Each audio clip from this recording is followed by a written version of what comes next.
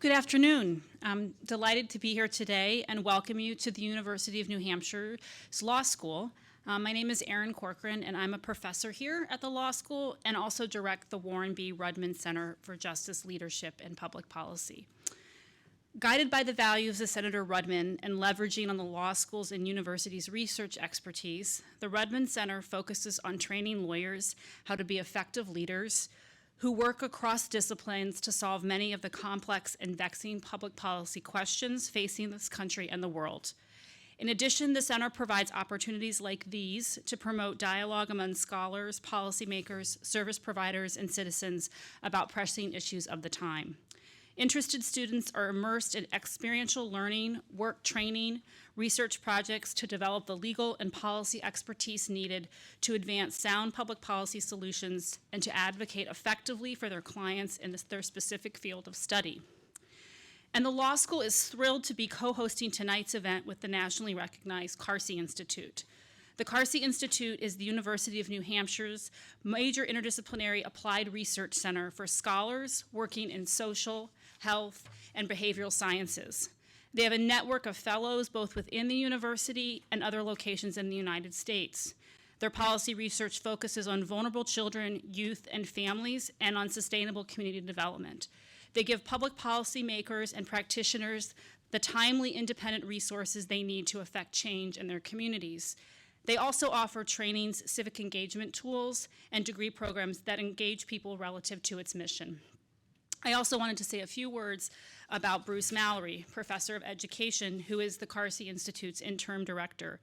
Bruce has been a practitioner and national leader in the deliberative democracy movement for the past 15 years. At the Carsey Institute, he provides technical assistance and leadership related to the use of the deliberative process for civic engagement. As director of New Hampshire Listens, which is a civic engagement initiative of the Institute, Bruce leads the development of capacity building in local communities and at the state level for public dialogue on a range of issues. His primary objective at Carsey is to integrate effective forms of citizen deliberation into policy analysis and dissemination around research topics related to social and economic justice. And on a personal note, I want to say that Bruce is a delight to work with. He is engaged, thoughtful, and inclusive. His vision for the Institute and its work has only strengthened the Institute's reputation and acclaim.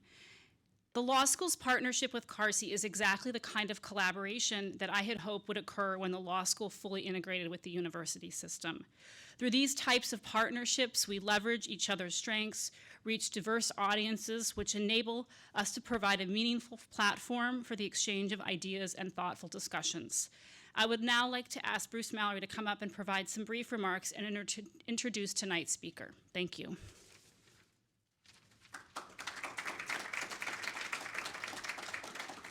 Thanks very much, Erin. Thanks to all of you for making it out today on yet another beautiful spring New Hampshire day. And I'm going to credit Matt for having somehow, whatever voodoo he did, but he made the big storm that's out on the coast stay out on the coast so that we could have tonight's event and then some activity tomorrow with Matt on our Durham campus. Thank you to Erin and also to Dean John Broderick of the law school for co-sponsoring tonight's lecture with the Carsey Institute. This occasion represents, as Erin mentioned, an important collaboration between the UNH School of Law and Carsey, one that we at the Carsey Institute are especially grateful for. Over the past several months, Erin has also been an important member of the planning committee for the Carsey School of Public Policy, which we anticipate will be launched later this summer. We look forward to a host of new partnerships between the Rudman Center and the Carsey School in the coming years. The Carsey School, which will come on the heels of the Carsey Institute this summer, will have public engagement at the core of its teaching, research, and outreach mission. In all of our work, we seek to learn from and with our partners on the ground in government and in the nonprofit and corporate sectors. We're committed to strengthening democratic practice and civic health in New Hampshire as well as nationally. We can only achieve this aspiration if we have a deep understanding of how problems are defined and experienced by community members and decision makers. The civic engagement work conducted by New Hampshire Listens, which is a part of Carsey, as Aaron said, represents one approach to community initiatives focused on deliberative democratic practices. The civic engagement work that we do connects directly to the work that Matt Leighninger has been doing for the past couple of decades. So we're especially pleased that he was able to join us this afternoon and tomorrow to share his wisdom and give us some guidance as we strive to make our efforts as effective as possible. Matt has been a friend and a colleague of mine for over a decade through our shared connections to everyday democracy and other national initiatives in the deliberative democracy field. He's been a champion of the work of Portsmouth Listens, which Jim Nukas, who's here tonight, has led for many years, and Matt has helped us to tell our story to colleagues and funders around the country. Matt is a graduate of Haverford College and holds a master's in public administration from the School of International and Public Affairs at Columbia University. He's the founding executive director of the Deliberative Democracy Consortium, a national alliance of the major organizations and leading scholars working in the field of deliberation and public engagement. Over the last 19 years, Matt has worked with public engagement efforts in over 100 communities in 40 states and 4 Canadian provinces. He's a senior associate for Everyday Democracy and serves on the boards of edemocracy.org, the National School Public Relations Association, the Democracy Imperative, and the Participatory Budgeting Project. Matt has advised the Knight Foundation, Kellogg Foundation, Mott Foundation, Bertelsmann Foundation, Whitman Institute, and the New Democracy Foundation. He has worked with government agencies and national associations on their public engagement strategies, including the National League of Cities, American Bar Association, International City-County Management Association, Alliance for Children and Families, NeighborWorks America, Centers for Disease Control, Grassroots Grantmakers, CF Leads, Environment Canada, League of Women Voters, and on.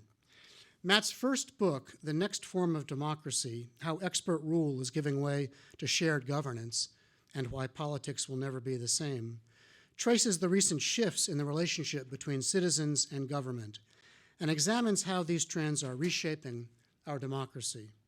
In that book, he calls out the success of Portsmouth Listens in New Hampshire, the progenitor of New Hampshire Listens. In the preface to that book, Bill Bradley writes, quote, Leighninger has helped hundreds of communities in 40 states launch local efforts to bring citizens to the table on many issues. The stories he tells are rooted in his own experience. He really knows these people and has worked side by side with many of them. He has learned why civic engagement initiative work and how they sometimes fail. We asked Matt to come to New Hampshire to talk about his most recent monograph, which carries the same title as tonight's lecture, Making Public Participation Legal. I appreciate the provocative nature of the monograph title, since it immediately begs the question, isn't public participation legal already, or at least decriminalized? What does public participation look like when it works well? How can the multiple forms of engagement that have been developed by the deliberative democracy community over the past 20 years be incorporated into formal government deliberations and decision-making? How can the work of organizations like New Hampshire Listens complement and augment the difficult work of public officials who must engage their constituents in meaningful opportunities for input while operating within the boundaries of open meeting statutes and regulations? How can we form a more perfect union that truly is of, by, and for the people? These are the kinds of questions that Matt has grappled with for many years. We're grateful for his presence with us tonight, and I personally look forward to his comments. Thanks for coming, Matt.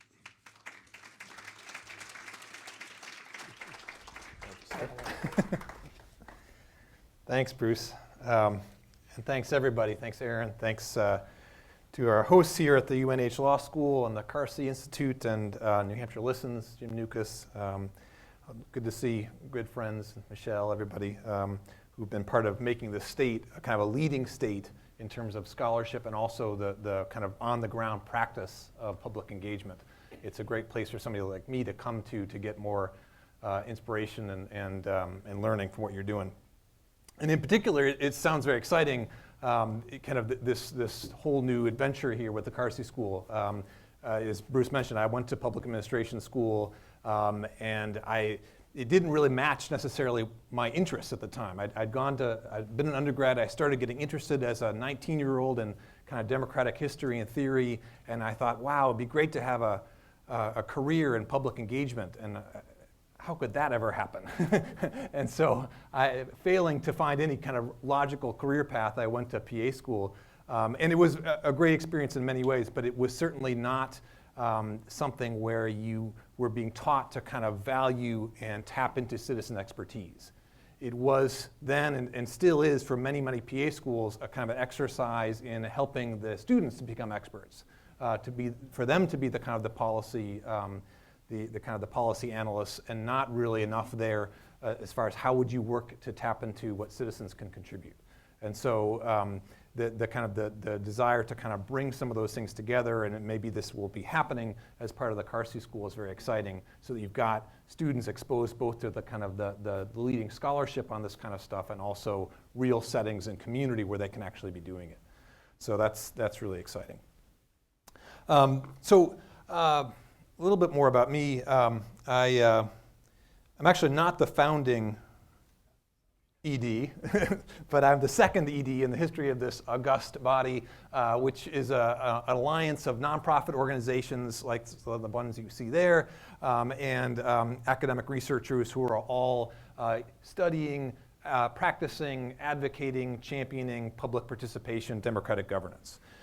It's kind of a loose network. We do a lot of different kinds of convening and writing about various different kind of issues and challenges in relating to public engagement.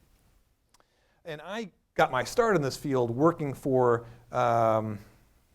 Everyday Democracy up there at the top left, and that's how I first met Bruce and Jim and Michelle. And so as I was working with Everyday Democracy, which is an operating foundation based in Connecticut, which provides free assistance to communities who are trying to engage people on various kinds of public issues. And I got a good sense through that work of, of the kind of the small picture. How do you recruit people to do this kind of stuff? How do you structure and facilitate good meetings? How do you create issue guides and those kinds of things?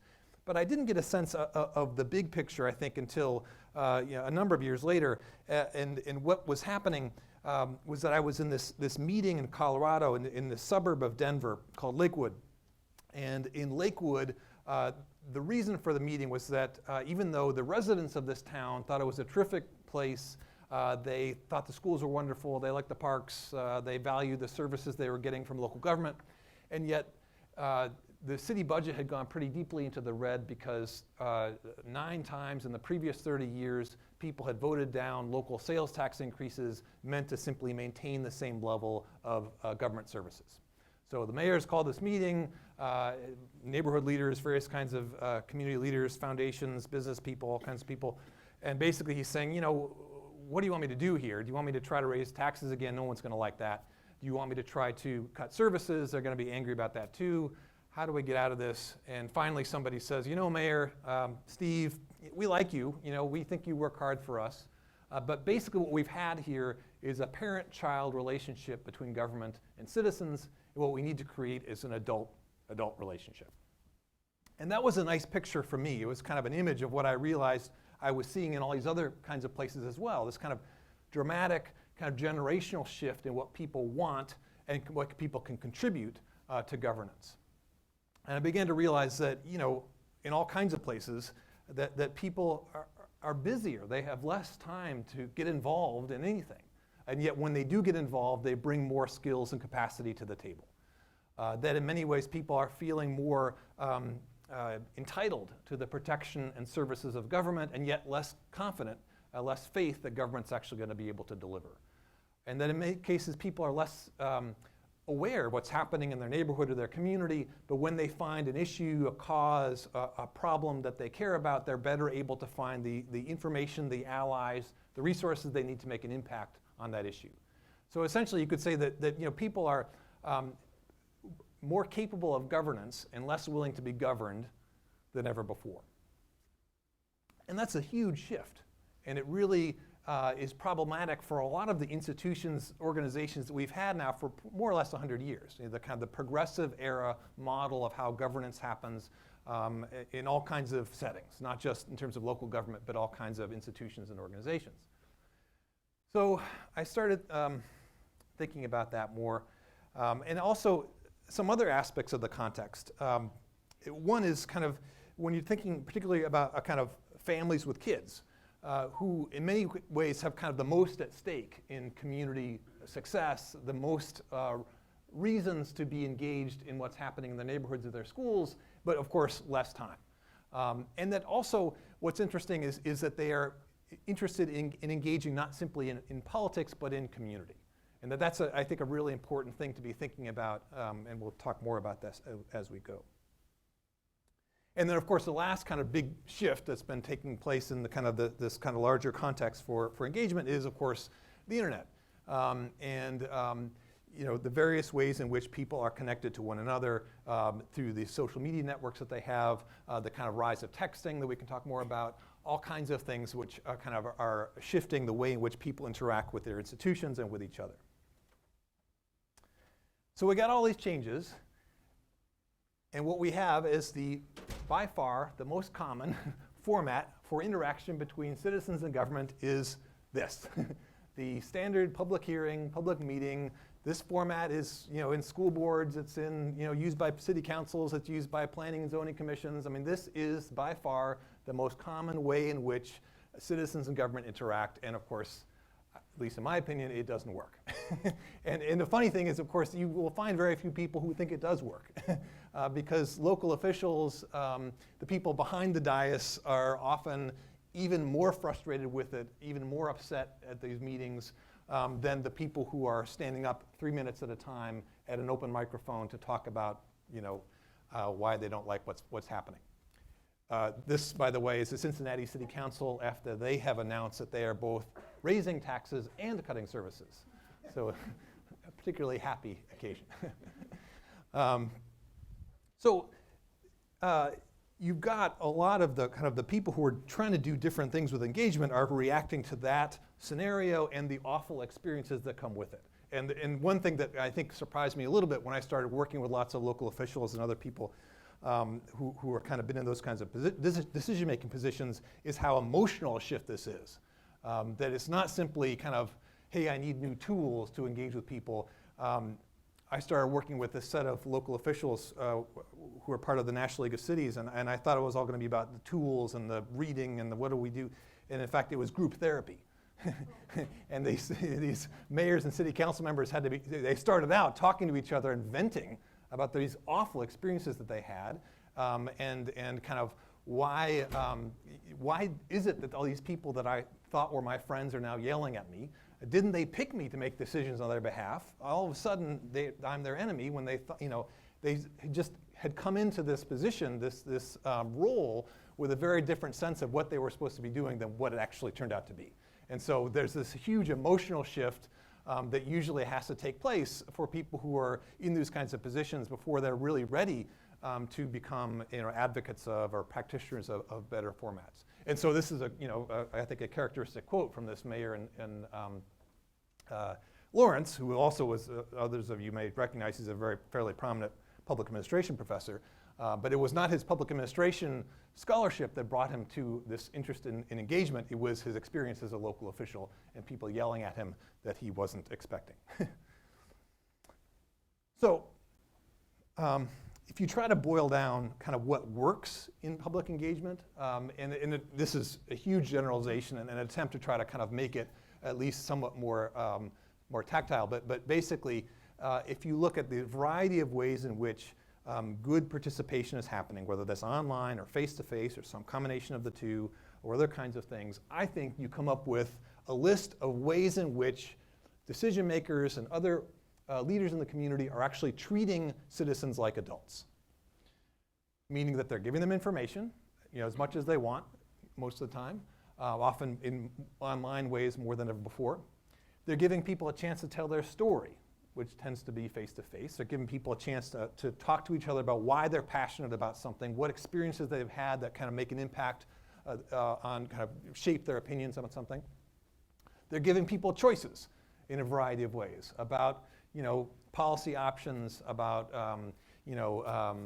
analyses of the problem they're talking about, general directions they might move as a community to make some impact on the issue. They're giving people choices, not simply saying, here's what we should do, line up and sign the petition or give us money.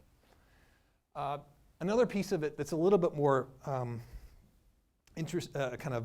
vague, I think, is kind of giving this kind of part of what's happening in these processes is that they're giving people some sense of political legitimacy. That people very quickly in these settings kind of early on start asking, well, okay, what am I to you? How is my input going to be used?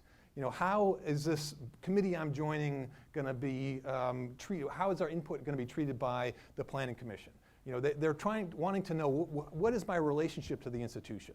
And so in a variety of ways, both formal and informal, part of what's happening in these kind of good participation experiences is they're getting some sense of legitimacy from decision makers or other people in the community. Another piece is giving people a chance to take action in a variety of ways. Not simply giving input on what government or some other organization ought to do, but figuring out what they can be doing as citizens, as volunteers, as members of other organizations, as whatever. Good process, of course, is important, and I'm sure a lot of you have experienced this firsthand or been part of organizing it as part of New Hampshire Listens or other things here, but the elements of good group process that I'll go a little bit more into in a second are important parts of this. And then the last thing is, getting back to my comment earlier about community, that important part of kind of giving people, treating them like adults is including fun parts and celebration and food and music and all the other kind of interesting elements of community life, not simply kind of long public meetings. So that's all the stuff that works. Looking more closely at the stuff that doesn't, the 3 minutes of the microphone, these kinds of formats, and I'm sure you've all experienced them. What you've got is typically something where there's no discussion outside the agenda. The agenda is often kind of posted in various ways 72 hours before the meeting, sometimes longer. The main orientation of the meeting is to kind of getting comments in the public record. The format of the meeting with a single microphone makes them fairly easy to disrupt or to hijack if you've got a relatively organized group. And then also just the physical layout, makes people mad. I mean, the fact that you've got the decision makers on some kind of raised platform with name tags and little cups of water, and everyone else is down here and gathered around the single microphone, that there's a pretty important kind of visual power imbalance, which just makes it all worse. How we got to this, I should say before I go through the next couple slides, this is some of the legal framework the legal framework for participation background here. I am not a legal scholar. Most of this is cribbed from my friend Lisa Amsler, who's a PA professor at University of Indiana, but I think it's interesting to kind of follow some of the line here. And basically, what you've got at the federal level is a whole bunch of different pieces of legislation, starting many with the kind of Administrative Procedure Act, 1946, and all kinds of other things. And littered all through these different kinds of acts and laws, you've got terms like public participation, public engagement, and a bunch of other kind of synonyms like that. And even though they're used many, many times, they're very rarely defined, particularly in any kind of way that you could actually make it actionable. So there's this legal imperative for public participation in a lot of ways, but very, very little in the law about how to do it or how to know you're doing it well. The state frameworks tend to kind of parallel what you've got at the federal level. You've got at the state level Administrative Procedure Acts, Freedom of Information Acts, Sunshine Acts, those kinds of things. The Home Rule Acts apparently are generally silent on participation. They don't mention it nearly as much as the others, which is a bit ironic. And you've got, starting in the 90s, you've got some of these dispute resolution laws and negotiated rulemaking laws, which are kind of interesting, and we'll come back to those in a second. So there's kind of all these kind of gaps of authority that one could fill. That first of all, that one could kind of, by defining participation in somewhat more helpful ways, that you could kind of add something to the framework in that way. That you could kind of also challenge in some ways the various kinds of agenda constraints, the limits on creative thinking that come out of the often the local ordinances or sometimes the state legislation about freedom of information or sunshine laws. So a bunch of us looked at this, and this is kind of a set of logos representing the different organizations that were involved in this working group that were focused on this question. And we tried from the beginning to have kind of a mix of people, including kind of public engagement practitioner people like me, scholars, PA scholars and legal scholars, and then also some representatives of some of the associations that represent and convene local leaders who would be dealing with this kind of stuff. So National League of Cities, ICMA, Bar Association, IMLA, which is the Municipal Lawyers Association. And so it was good to have kind of all those different types of kind of input to this. What we ended up with was a state participation act and also a model ordinance. And what we wanted to do with each of these things was kind of create something that would be a discussion starter for communities and for legislatures. You know, we did not have any ambitions or sense that someone would simply kind of take this and automatically, you know, adopt it. But what we thought what we could do is if by providing something that they could look at, and by above all kind of raising the issue, that we could create conversations in the community level and legislatures about what kind of participation they wanted to have, and second of all, what kinds of laws might be helpful if they needed them to support them.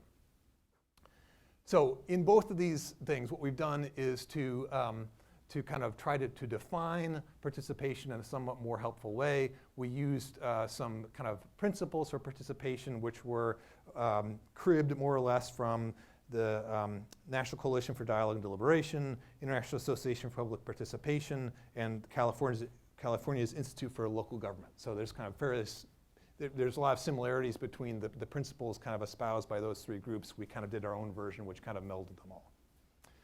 One thing that we talked about a lot is kind of this question of whether anything we might come up with ought to be include any kind of mandate for participation. And there were some interesting conversations about this because some people really felt that it ought to. And in the end, the other side prevailed.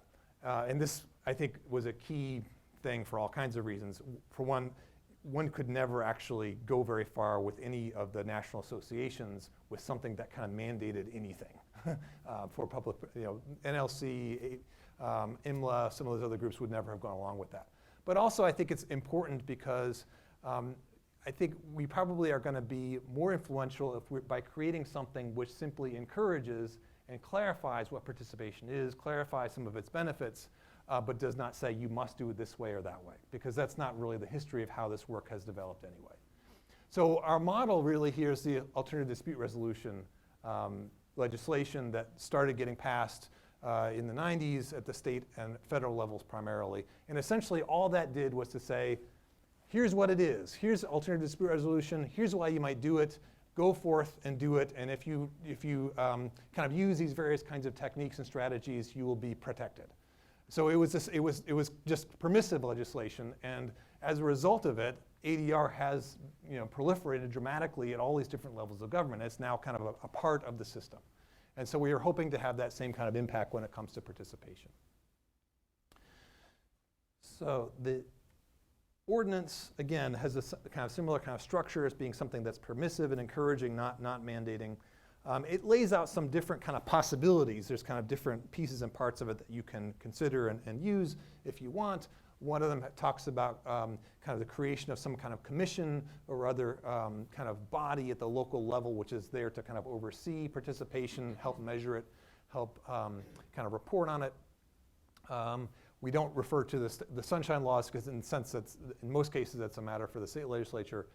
And again, our kind of highest hope for this is that it is something that allows people to talk at the local level about what kinds of engagement they want and then what do they need to do locally to support it.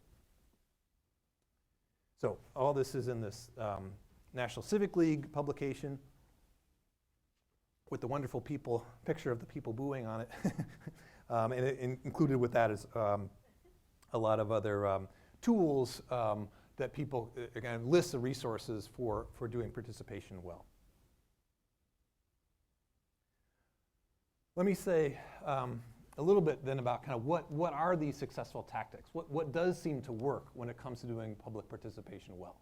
And the first thing is, and the most basic thing I think when you're talking about local government and lots of institutions, is that you are not simply calling a meeting and hoping people show up.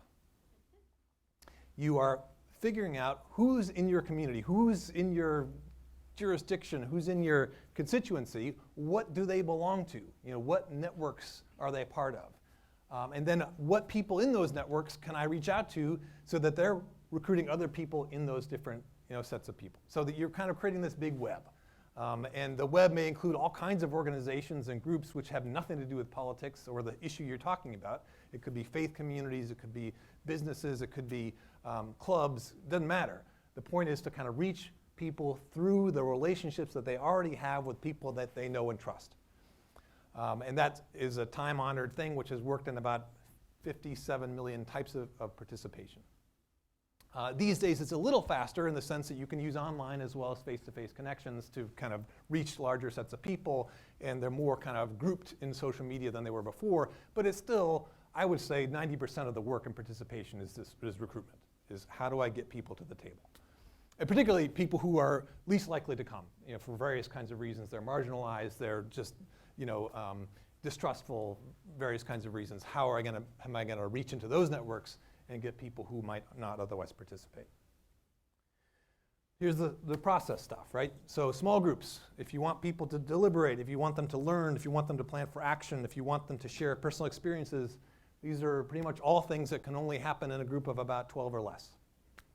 And so a key piece for all this kind of work has to do with kind of creating those kinds of small group settings, and generally in lots of those kinds of processes, what you've got is a facilitator who is a neutral party, who is impartial, who is not kind of giving their opinions, but making sure that everybody has a chance to speak. In many cases, they're helping this group kind of set their own ground rules and abide by them, and kind of helping to mind the process. And then kind of there's a tried and true sequence, of course, which has also worked in many, many, many, many settings, which gets people started off by talking about why they care. Then from there, talking about kind of what's the data look like, what are the options, what are the different possibilities here, and then at the last piece of the conversation, helping people plan for action. And I think there's some fairly kind of, I think there's a pattern there in terms of time. I mean, I think it often takes, no matter what kinds of, whether it's people all together in the kind of big arena in small groups, or whether these are groups which are meeting, once a week for several weeks. I mean, it probably takes 1 to 2 hours for the dialogue, the personal experience thing to be kind of, for that to gel enough that people feel ready to go to the next thing. And then there's probably an hour or two there where people are going to be looking at the information and thinking about the possibilities. And then there's an hour or two with the kind of the action planning and what should we actually recommend, those kinds of things. So there's kind of a rule of thumb here that works out as far as the timing goes. Framing issues. One of the most difficult things for people who are organizing engagement, participation, is to kind of get used to this idea that it's not simply about them saying what they are recommending. And because generally people who are involved in trying to do participation, they already have a lot of expertise about the issue that they're trying to get people involved in. They already know what they think the community ought to do. And so the difficulty here is being able to kind of take a step back from that and say, okay, all right, that's option A, and here's what's good about it, but what are the cons as well, and what are the pros and cons of options B and C, and by the way, if there's a D that we haven't thought of, please suggest that, or some combination of B and C. And that's again, a somewhat emotional thing, I think, sometimes for people to be able to do.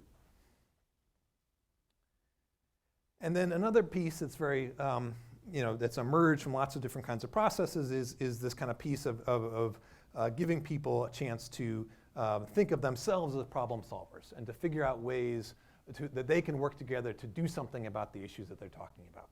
So this is a basic kind of example here. This is a traffic calming circle being painted. I think they got a little grant from the Minneapolis, this is, I think, either Minneapolis or St. Paul, little grant from local government to buy the paint, but they basically did all the work. And then here's my favorite example. This is a freeway underpass in Seattle, which had been kind of very scary neighborhood, a scary spot in this neighborhood, this Fremont neighborhood in Seattle. And so there was drug dealing going on here, and people, it was kind of a real problem for the neighborhood. And so they too got a grant from the city of Seattle. I think it was $400 or something for materials. And what they did was to create a troll, and that's a full-size VW Beetle Hulk. So it gives you a sense of the size of this thing. And it's now like a tourist attraction. People come and have their pictures taken in front of this thing. So just the general point here of that if you can give people opportunities to use their creativity and maybe some little bit of encouragement or a little bit of money or something, that they really can be effective and creative problem solvers in ways that you might never have expected. Then the last thing I want to talk about is, in terms of these successful tactics, is of course online tools. And one thing that I think is fairly clear here is that we've gotten past what we should have gotten past. Not everybody has, but we need to be past the thinking that somehow online communication replaces face-to-face or vice versa. Basically, online tools are good for a certain set of things and not so good for others, and the same with face-to-face. And really, it's the combination of the two that's the magical solution, not either or. And what's particularly helpful right now about the online tools are, of course, providing background information so that people can get a very short thing if they want it, but at a click they can get a whole lot more. There's all kinds of interesting tools which also allow citizens to be data gatherers themselves. So there's things like SeeClickFix or Public Stuff or things like that, which allow people to report potholes, graffiti, litter, various kinds of things, and using the GIS capacity of their cell phones to kind of locate these various kinds of public problems or opportunities. And then often with these platforms, you get a chance then to kind of rank them or comment on them or say, this is the worst pothole, so the public works people should go here first, or that kind of thing. Crowdsourcing, which is a part of what I just said, kind of this generating and ranking ideas, is another really handy thing that can be built onto face-to-face kinds of things. Various ways of kind of giving people a chance to visualize options. So whether that's physical space, so you've got programs like Community Viz, and lots of other ones that have been developed since, which allow people to say, here's what it would look like if we put the grocery store here, or if we widen this road versus that one, or whatever. And then also visualizations in terms of budgets. So you've got various kinds of programs which allow people to kind of experiment with taking money away from this thing or that thing, or raising taxes or lowering them or whatever. But I think the most significant thing that these tools are giving us, which is largely untapped still when it comes to participation, is this kind of capacity of social media to gather people in networks that are both convenient and meaningful. And that kind of relates to one of the big drawbacks, the limitations of the way we've done face-to-face engagement, is that even we do all this work, we get all these people to the table, even when it's wildly successful, it doesn't keep them engaged, right? Because it's intended to be a kind of temporary sort of thing. Whereas if you can gather people in Facebook groups, in neighborhood online forums, all kinds of things, you've got a way that they can remain involved in ways that are convenient for them and but also meaningful. So I'll say more about that in a second. But I'll stop for a second, because as you can tell, I could go on and on. So before I do, questions or comments or challenges or anything? Go ahead. Back on a number of slides ago, what was it, sunshine laws? Yeah. What is that? Oh, it's kind of a generic term, I guess, and other people could probably explain it better than I could. Right to know, yeah. Various laws which kind of, enable you to find. Basically, they're kind of counteracting the kind of smoke-filled room, back room kind of decision making, where various kinds of decision makers would be doing things without anyone else knowing.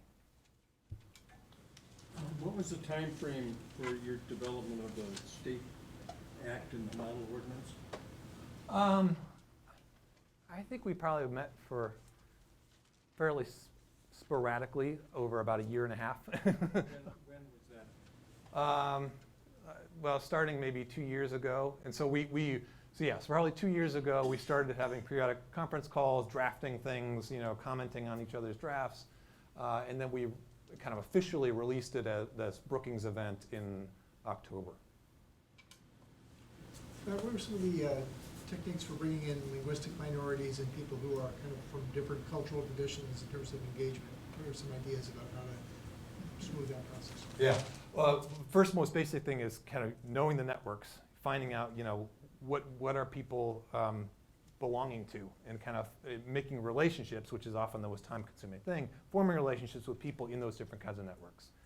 Second thing, a lot of communities have found it helpful to actually to have various kinds of meetings kind of on their home turf, right? In the church basement, in wherever you were talking about, in people's kind of native language, if you've got a language difference, and so that you've got kind of got people meeting in a place that's most comfortable to them and where they're kind of trying out a process.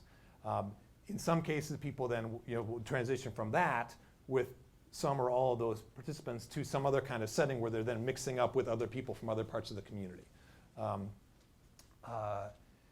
Other things that have been, I think, really helpful, one is the right question technique. There's this thing called the Right Question Project, which is based in Boston, I think. A really interesting, very, very simple, versatile kind of tool for getting people to kind of form their own questions and kind of to hone their questions, which really works well with all kinds of people, including people who are not necessarily native English speakers.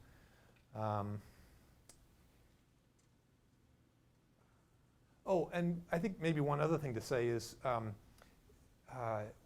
one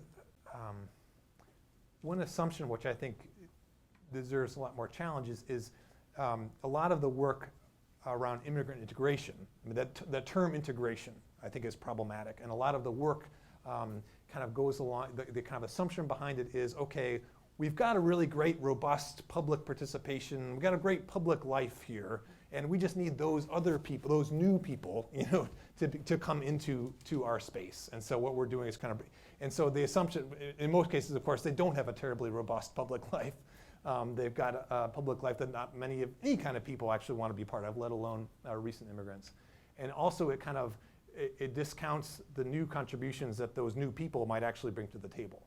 And so there was a group called Awiste. I don't know if they're terribly active anymore. They may well be, but I think it was based in Massachusetts, which was about kind of, it was focused on kind of integrating recent immigrants from Latin America. And one of the things that they realized is that the immigrants had a much more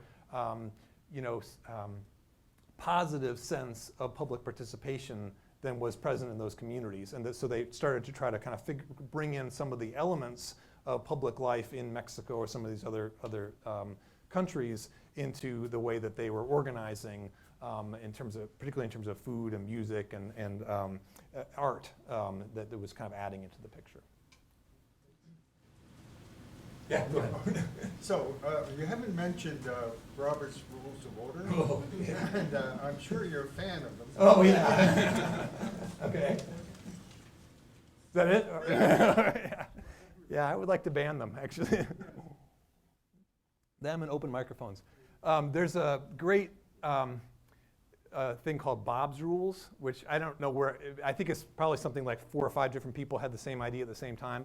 I've got one that I got from Portland, Oregon, but it's like, it's the humane, billed as kind of the humane version of Robert's Rules. And I think it basically kind of, incorporates a lot of the good group process stuff that I had on the slide. Yeah, I mean, talk about a way to intimidate anyone, and make the meeting as kind of formal and awkward as you can. Some people are really are still fans, but I'm not. It seems to me your whole premise is the notion that it's from the government side that has a desire or initiates the improvements in public process. What about engaging public bodies and governmental entities that don't want to be engaged? Yeah. Well, guys, so Right. You're not gonna talk about civil disobedience, I don't think. No, right, yeah. But okay, so one thing is that when you look at examples of this stuff, at least in the US, in Canada it's different, in Western Europe it's different, but in the US, at least half of these kinds of projects are initiated by groups outside government, I would say. I mean, that's kind of very rough generalization, but so it is definitely not just a kind of government-initiated picture, nor should it be. And I think actually that if you're gonna come up with, and I'll say more about this, but I think if you're gonna come up with some kind of, sustainable infrastructure for participation, it has to be a civic infrastructure that has all kinds of different groups, public, private, nonprofit, that have some kind of, stake in it. So, okay, so That also goes that you're kind of presuming a cohesive community to some degree. I mean, there are a lot of Sure. divided communities out there that maybe this doesn't have a chance in those. yeah, absolutely, it may not, right. And in terms of creating a space for it, there's lots of different challenges that, there's certainly many public decision makers who are completely not, open to this. I mean, for a variety of reasons. I mean, and so, and there's you asked about kind of how do you kind of deal with those kinds of situations, and there's a variety of different things people have done. One is to, hold kind of sample sessions, sample discussions that you get the public officials to actually experience firsthand. Another is to kind of start basically outside government, and you don't necessarily try, you kind of figure that the public decision makers are going to kind of join the party once you've recruited enough of the other kinds of people in the community, other kinds of organizations, and that sometimes works.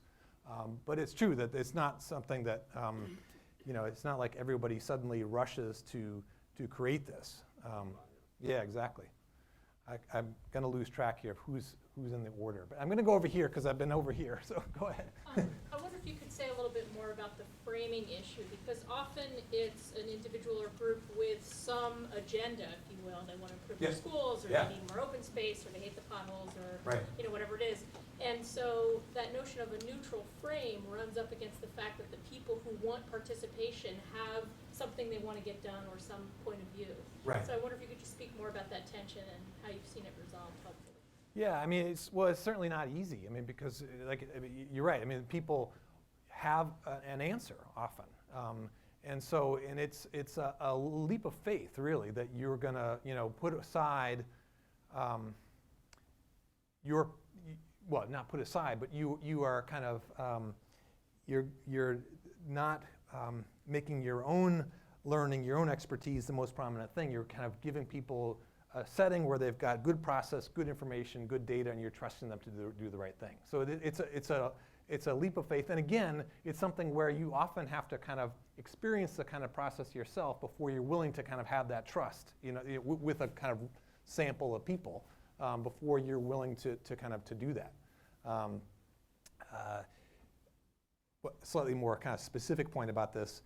Online tools can be really cool with this for this kind of stuff, because you can put out some of the different, as you were actually trying to frame the issue, you can kind of be testing your bedrock, your assumptions about why people would want to be participating in this. You can be testing out some of the main views or options that you're coming up with, and getting people to comment on them. That's often a really good kind of sounding board for people, and it just allows you also to kind of build a bit more ownership of the whole thing among people, a broader set of people.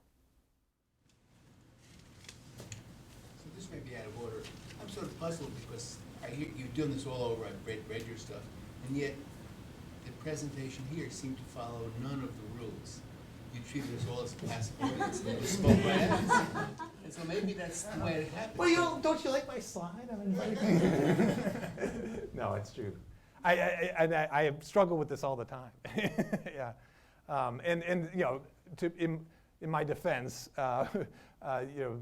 there's certainly sometimes we do workshops and things where there's use small groups and people get discussion questions, things like that. But yes, absolutely, you're right. This is an old-fashioned presentation, spiced up with slides. Well, thank you. We'll take responsibility for that. We asked Matt to. Yeah, blame Bruce. We got to talk to Bruce later. That's right. All right, go ahead. Yeah, how do you overcome become, in a democracy, the fact that one of the important things in a lot of politicians' mind is not doing the right thing, but getting reelected. Yeah. And the reelectors are the ones with money, or the speakers out, or other things. And we discourage politicians who, when somebody comes to them and they've been sold Right. on some stupid idea, well, you know, I gotta think about it, instead of pointing out the weaknesses and the wrongs. You know, we go through it all the time with an income tax in this state, which would start at $200,000 or $300,000, and yet I talked to some guy who delivers garbage, and he's afraid he's gonna have to pay a tax, because Right.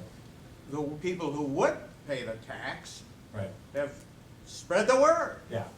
No, so this is why critical mass is critical for this kind of way. These projects in general only succeed when you get a large, diverse number of people to the table. And it's not necessarily like, it's not like you're getting the whole electorate, but you're getting a large enough number that it kind of, it's dwarfed the kind of the typical ways in which input has happened. And so, and that of course is much more easy to, not that it's ever easy, but it's doable at the local level, not so much state and federal, right? I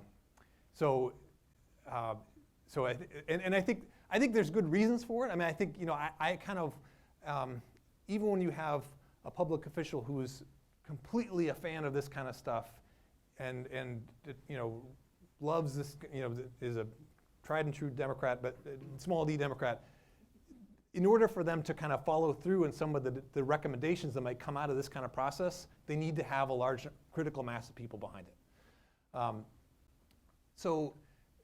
Where this has not worked so far has been state and federal kinds of decision making. There's a few examples where it has worked, but in general it's not, because that critical mass is so hard to do. There's something that a lot of us have been involved in called the National Dialogue on Mental Health. We've been trying to kind of build some kind of federal level critical mass around mental health issues. This is something that was launched by the president in June, and has all kinds of buy-in from all these different kinds of organizations, several federal agencies, you know, and we've created a really nice map, essentially. We've got all kinds of projects, all kinds of discussions happening all over the country. You can look at creatingcommunitysolutions.org, and lots of work by New Hampshire Listens here. All that's been terrific, and anywhere you can get people talking about mental health is a huge victory, because it's this, you know, taboo kind of issue, and which, you know, if you can just get discussion going on about it, that's right there a big win. This has not created the kind of critical mass it would take to have any kind of federal policy decision emerge from this process.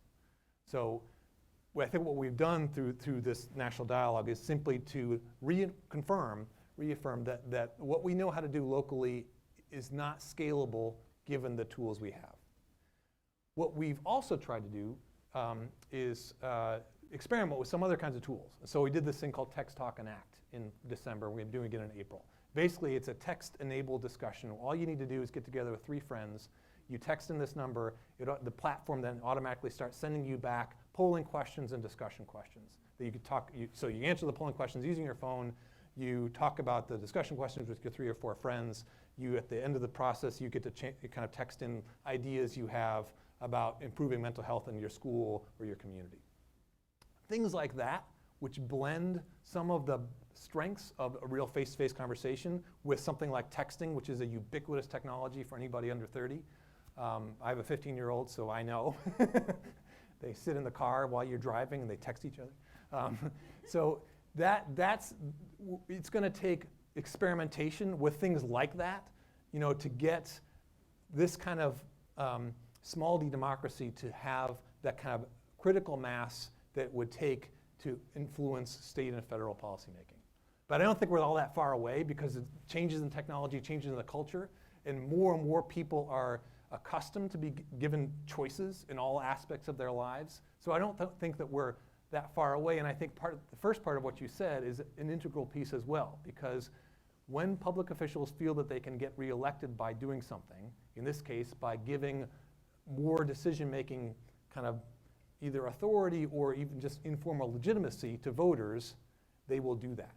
And so we're probably going to see various different kinds of forms of this happening, and some of them may not be as pretty to us. I mean, I think that there's different ways this could go that upset the kind of traditional public participation advocates.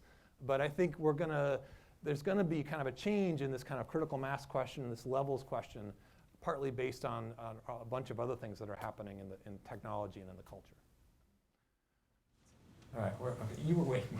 I was just wondering if you could comment on from your experience, this issue where it's been successful, these efforts from a demographic, back to this issue of right. It's age, socioeconomic, sort of political leanings or something like that influence this. And I'm wondering also your point about how it wouldn't work at the state level, or it's more challenging at the state and federal level, if that is in part because so it seems to me, I'm related to the image of the 3-minute talk, right. I sort of had that experience before.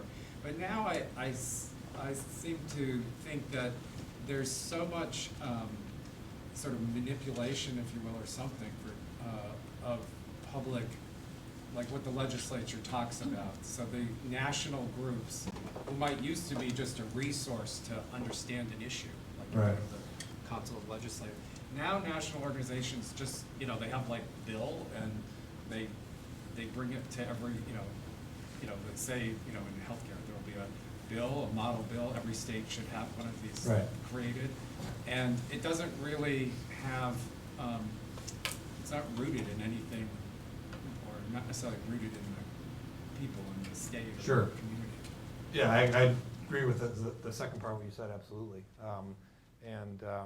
It's part of this kind of larger argument, I think, which is right, by people like Theda Skocpol about kind of, organizations without members, that increasing numbers of these nonprofits and other kinds of groups in our society have become this kind of these money-raising machines or petition, signing machines, and they no longer have any kind of meaningful connection to these people who they think of as their members, and in some cases they're simply kind of lobbying outfits, and so it's. So yeah, I think that's a big part of the state and federal picture. Demographics-wise, the demographics, I think, depend almost entirely on who's doing the asking. What's that web that you created? Is it tilted toward one demographic set of people versus another?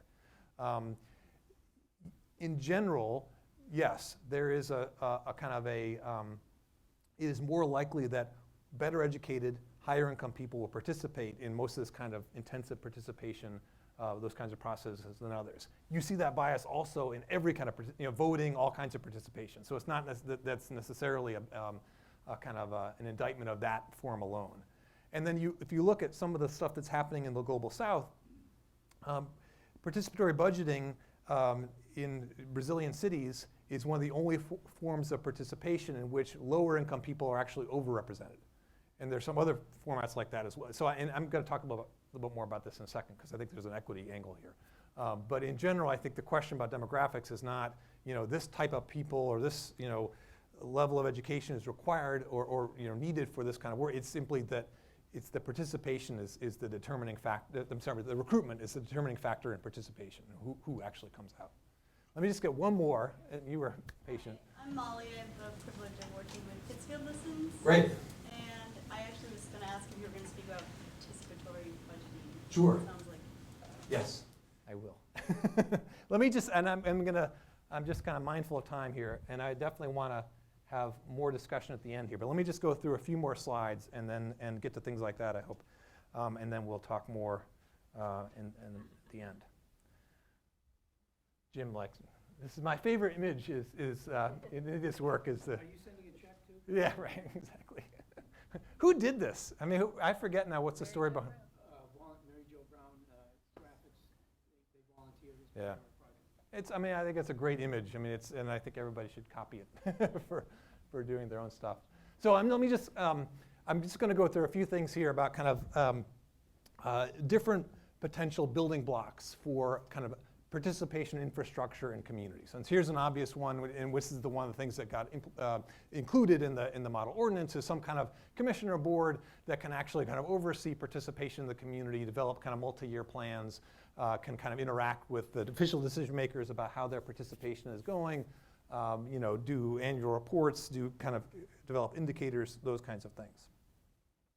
Obviously, better formats for public meetings, stronger networks for recruitment and disseminating the information, publicizing agendas beforehand, using social media kind of both before meetings and between them and after them to kind of raise interest and to report on what's happened, what the outcomes were. And then also, again, trying to kind of incorporate some of the good group process kinds of things, including small group discussions.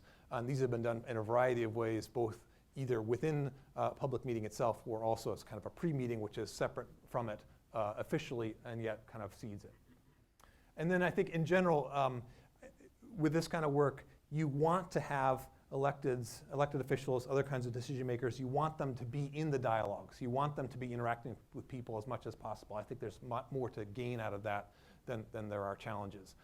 However, a good guideline that I think we suggest in the ordinance is that that whatever actions they take as a result of participation cannot or should not happen until the information from the meeting is made public in a variety of ways.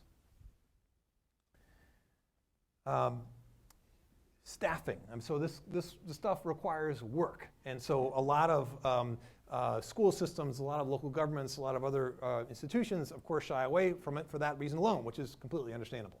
One thing we need to get around, though, is this notion that it's all going to be government's job to sustain and run participation.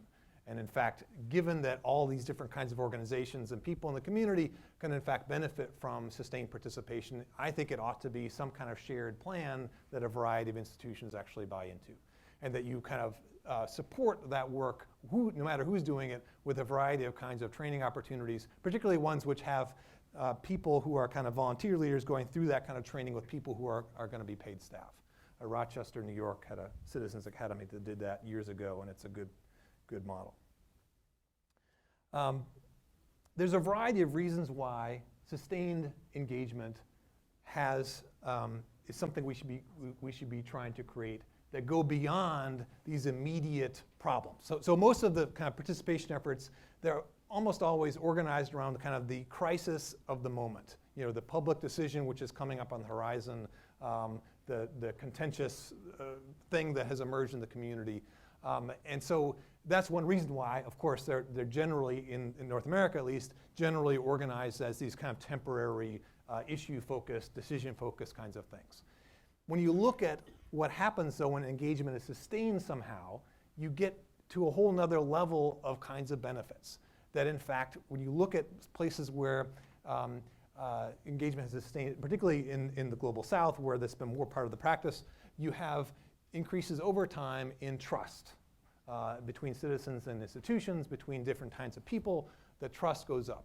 That efficiency goes up because there's greater oversight of public budgets, greater kind of public buy-in into how money's being spent. There's increases in terms of equity and distribution of resources. That's been shown particularly in participatory budgeting, which gets people engaged in talking about what should be in the local budget or the budget for a particular organization. There is increases in connectedness in terms of people's feelings of attachment to their community. And also, if you kind of go back another level beyond that, that level of attachment to community seems to have an impact on things like local economic vitality. So the Knight Foundation sold the community research, kind of showed this causal link between how people feel about their community and whether they feel it's open to them, or whether they feel attached to it, and kind of the level of economic growth and development in those places. And this was true across these very different kinds of cities, from like Gary, Indiana, to Miami, Florida, and all kinds of places. And then also a couple other very basic kinds of levels of things. One is the greater degree of parent and community engagement in children's schoolwork and kind of kids' success in school. That also has a pretty sizable impact on how those kids fare. And then one more kind of very basic one is community connections, where engagement can kind of create stronger connections, stronger networks of people across neighborhoods and communities that also seems to have an impact on public health.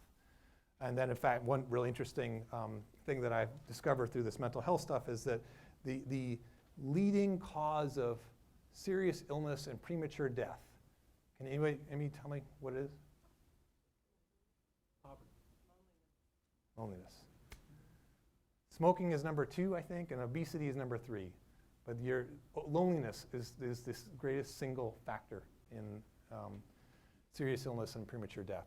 So there's all this research. I mean, if we can figure out how to do this in ways that are not simply focused on kind of the policy question of the moment, not that we want to solve those too, but that kind of create these kind of more sustained connections between people, that there's all kinds of other benefits we can unlock.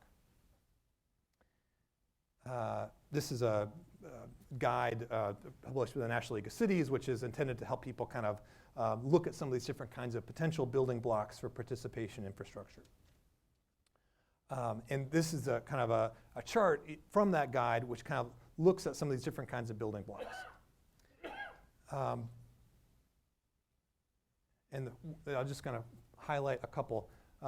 One is kind of one type of work that we can be doing to kind of create this stronger civic infrastructure is thinking about kind of the ground floor of democracy. The neighborhood associations, homeowners associations, PTAs, other kinds of groups which have been intended from the beginning to kind of help people. They're kind of closest to people's daily concerns, and they're intended to kind of help people connect to what's happening in those institutions and on up the scale. Most of them are very ineffective. Most of them are run by a fairly small group of volunteers, don't necessarily know how to or have the commitment necessarily to recruit a more demographically representative set of people, to get younger people involved or older people or whatever, lower income people. Most of the meetings of these kinds of bodies a lot of them actually still use Robert's Rules of Order. They're run in ways as if they were kind of mini city councils with all the same kinds of formalities and not nearly the same level of resources.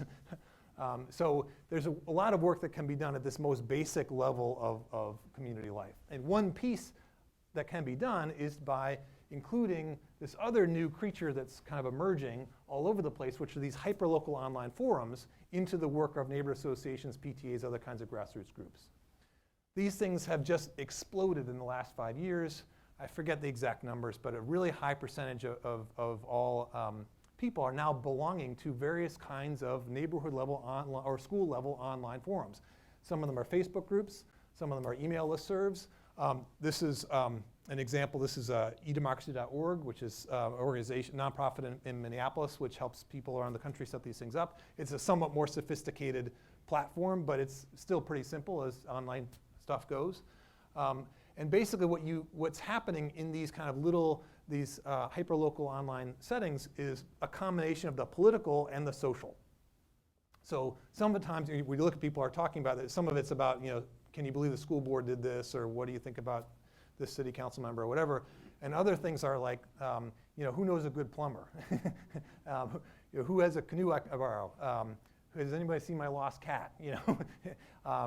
And also various kinds of problem solving. So there's a woman in St. Paul who was baking lasagna for a memorial service, and she suddenly realized she had like 8 trays of lasagna and 1 oven. And the thing was happening in like 3 hours, and so she panicked and put a post out into the local thing, and within like an hour, like several of her neighbors had volunteered their ovens, and she got it all baked. So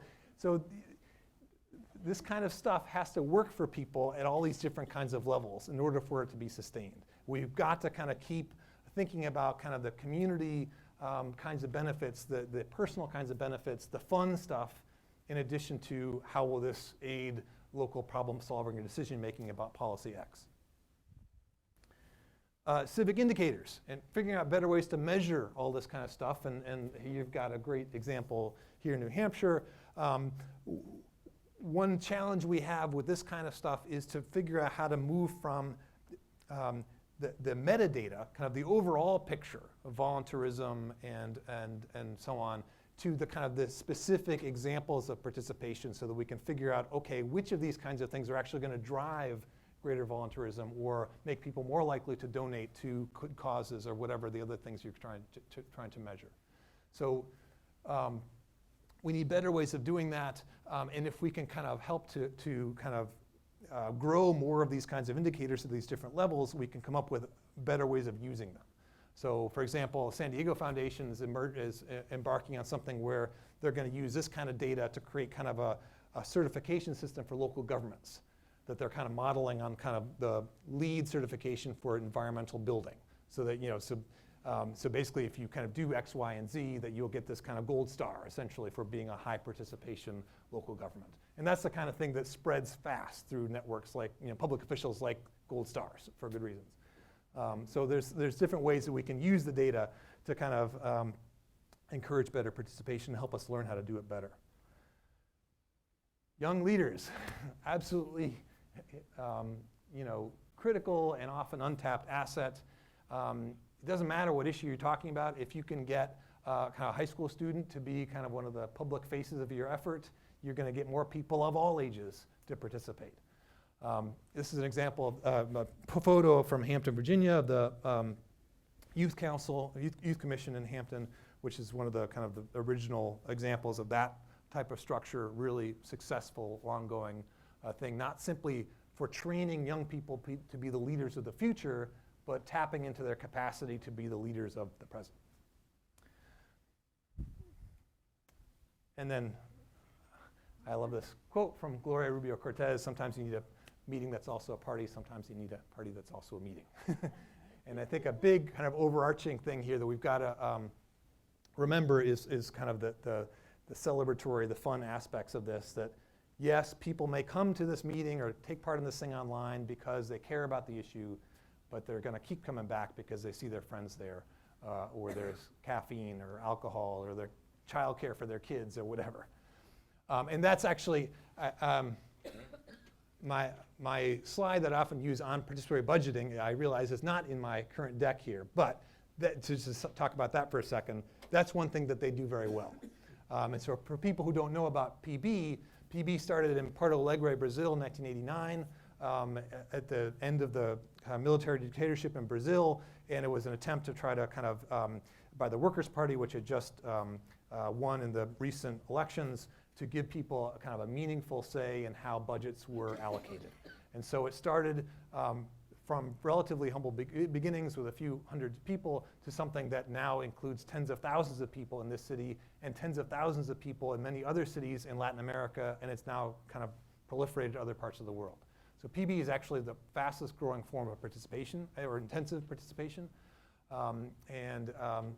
As it has grown, it has become more diverse. I mean, like any idea that proliferates, some people kind of manipulate it, some people kind of lose the shape of what they're talking about. So it's become a little bit slippery, but still it's a fast growing thing and a very successful thing. It's now being done in several different city council districts in New York City, several in Chicago, starting with the 49th Ward in Chicago. Vallejo, California now has a citywide process, and there's one in Boston which is starting, the youth PB. So there's other examples like that. But one thing that they've done from the beginning is make it fun. And they've kind of had festivals, celebrations, various kinds of things that kind of are part of the process. It's a very intensive process. If you go by the original Porto Alegre model, where people, over the course of a year, they're part of various kinds of meetings, neighborhood assemblies, delegates, all kinds of things where they propose projects. They also have used online tools more than one might expect. Places like Recife, Brazil, you can vote on the budget, the final proposals for the budget using your cell phone. Same is true in Belo Horizonte and some other places as well. Anything else you wanted me to hit on or talk about in PB? Try to cover the game. I'm sorry, participatory budgeting, which is a mouthful, which is why it's so much easier to say PB. I do have one question about it. Have you seen it translated on the rural scale? All those examples sound like more urban. Yeah, it was definitely has a more of an urban history, but it's become so diffuse now that there's got to have been some. I'm sure you would find them. I mean, there's thousands now of applications of PB, and it's also not just governments. I mean, it's school systems, housing authorities, foundations, all kinds of settings. Basically, any setting where you got some kind of budget, and you want to give people some kind of say in how you're divvying it up, you can do PB. Are the votes tallied just to give an indication of preference? I mean, it's not like you're a registered participant. I'm just wondering how it's validated. Yeah, it varies. The ones I know most about, like in Chicago, you do have to show that you're a resident of the neighborhood or the ward.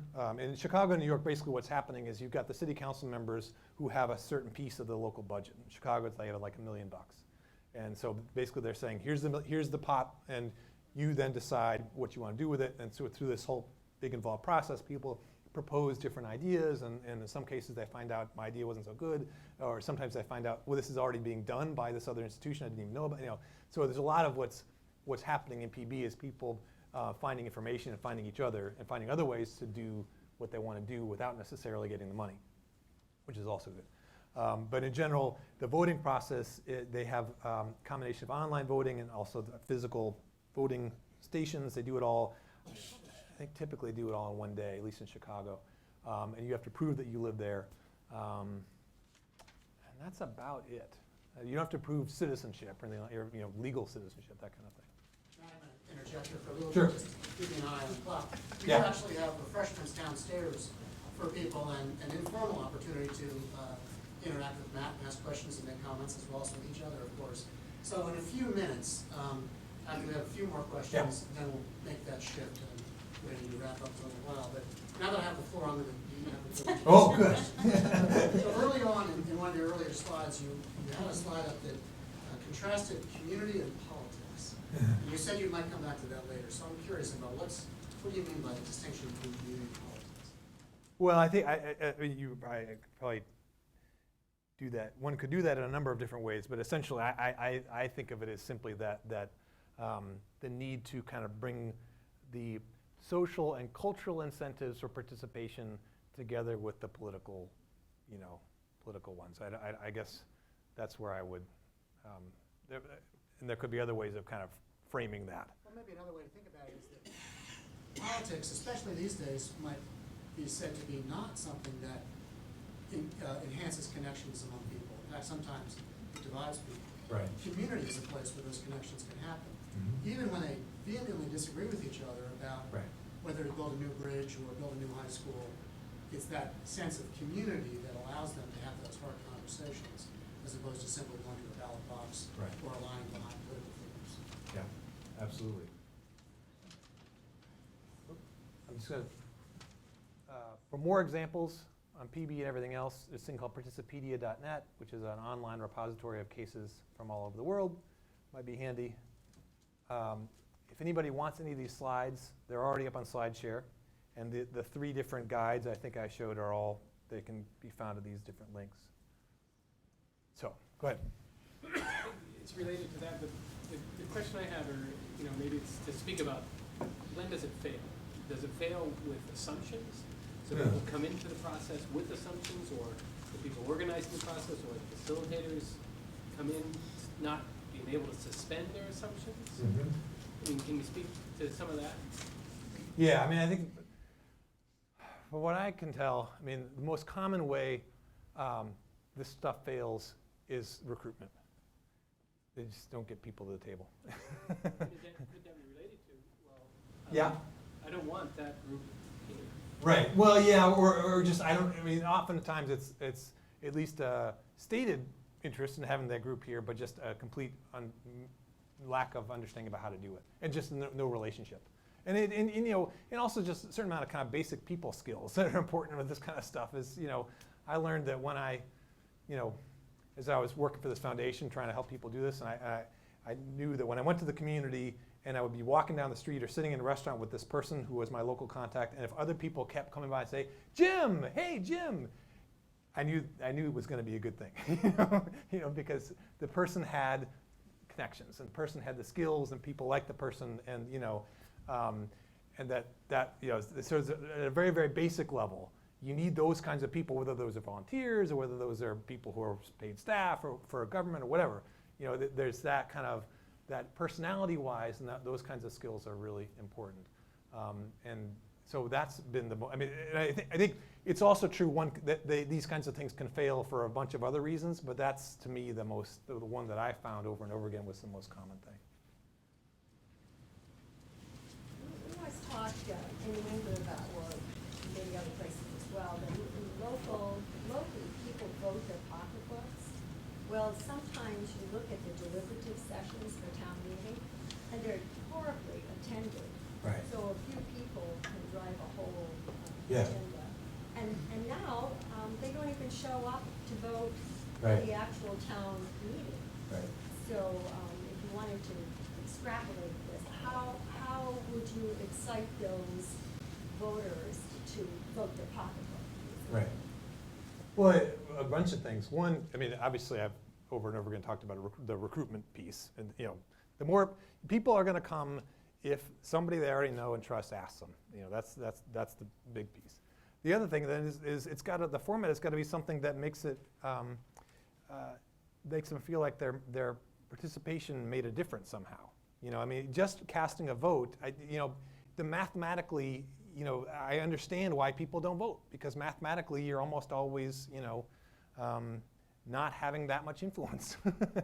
But if you're in a setting where it's, a good small group or some process which actually kind of gets you opportunities to speak and be heard, then you've got a reason that you go home thinking, okay, I'm glad I was there, because even if the decision didn't go my way, I connected with other people. They understand what I meant. I heard a little bit from them. You're giving people those kinds of things as well. And then the social stuff. I mean, that it ought to be not simply a boring public meeting. It should be have other elements as well. There should be kids there. There should be all the cultural things too. And it's not, there's a good article called "The Demise of the Public Meeting" or "Demise of the Town Hall Meeting." This guy Rob Gerwit, a nice kind of journalistic type of a thing, which kind of looked at New England town meetings and lots of other examples of different kinds of things. Gerwit, G-U-R-W-I-T-T. I think it was in Governing Magazine a couple months ago. So has representative government, representative democracy lost its legitimacy? Yes. Forget it. Well, no. I mean, it's not that we're replacing it. I mean, it's not like anyone's going to abolish Congress. I mean, some people might like to, but yeah, right. I mean, I think that my take is simply that we have different kinds of citizens who have different kinds of expectations and different ways to contribute, and they have high levels of education. They have different attitudes toward authority. They got different tools that they can use, and the whole notion of expertise is different. I mean, you got citizen scientists, you got citizen pothole namers, you got they have a different menu, and so it's not as if representative democracy is suddenly going to cease to exist, but it can't continue in any kind of efficient or accepted way if it only gives people that single experience of voting. That's the only political act they do. It's got to give them other legitimate, interesting, fun, meaningful ways to actually be involved. Where am I going now? Go ahead. Yes. In schools, I rarely remember the teachers discussing town meetings or how the political process works. I assume that making public participation legal, you were meaning it in a different context, because it's my understanding it's already legal. Yeah, well, we're being a little provocative there, yeah. So what is that? What do you mean? Well, so where that title comes from is the fact that when people are trying to innovate and kind of engage people in different kinds of ways, they are often faced with, so say you're a city council member who I want to have some different kind of meeting here, and the city attorney says, oh, wait a minute, you can't just have small groups. We have to have scribes in each of the small groups, and you can't be in the small group. Only the citizens can be. Or you can't live stream. So basically, what we have now, partly again because of the same shift, we have an increasingly litigious society. So therefore, city attorneys, agency legal personnel, have higher levels of power and authority than they ever had before. So there's the legal people inside institutions are calling the shots. And so the question that these would-be innovators have is, how do I kind of sell this to my city attorney or some my other legal people that I can say that no, we're not going to get sued? Because of course, legal people are understandably by professional nature risk averse. So they're always going to say no if there's any possibility of a problem. So that's where the kind of the inspiration for the title came from, is saying, okay, let's clarify. And lots of times it's not because whatever the innovators are trying to do is in fact illegal. It's simply because it's unclear. Because of federal code, local ordinances, everything, even though they say, yes, participation is great, they never define it. They never say that this is acceptable or that isn't. So it's a lot of what you need to do, I think, is to, either through the conversation or through the law, clarify what is participation, how are we going to make it work so that it's meaningful, transparent, and all the other things we want it to be. Two more questions. Two more questions. Okay. Who has, all right, go ahead. Well, actually, this is an announcement. Concord Listens is getting organized, and next Monday evening, we're having a meeting, which is also a party. See me if you happen to, if you're interested. Awesome. All right. Who hasn't talked? Go ahead, you have. Follow up on this gentleman's question. How do you get the legislators involved when their mindset is opposed to how you want them to vote? Two things that have worked most often. One, you involve them in some kind of small little demo, pilot thing, where they say, just give me 2 hours or give me an hour with, and I'm going to bring in a couple, and we're going to show you the process, and we're going to just have some regular people, we're going to talk through it. And you have them kind of give that experience of it, and that drives away some of the concerns they might have. The other thing is you go around them. So there's a great project on this, one of the best examples I always like to talk about in Idaho, where the mayor was so against this whole thing that he campaigned against the city council members who were for it and got a couple of them defeated in the election. The people who were organizing this thing were not deterred. They kept going, and they organized this thing called CUNA, as a town called CUNA in Idaho, CUNA Act. And so they had, it was similar to Portsmouth Listens, where they basically, every single kind of big decision that facing the community, they had people, large numbers of people in this kind of really good process to talk about what they ought to do. After they had done that for a couple of years and had some interesting impacts on city council and school board, the mayor started warming up to them and started feeding them, oh, I think you should do the next one on this issue, or and then a couple of years after that, this mayor got defeated, but his plan for how to actually win the next election was to go to these meetings and to have his friends. So this had become the arena, that was not, it was not clearly any one group or person's agenda. It had kind of achieved this kind of status of being open to different viewpoints and it being a good process, so much so that the public official who had campaigned against it because he was threatened by it now saw it as his kind of path back to power. Thank you, Matt. Thanks very much.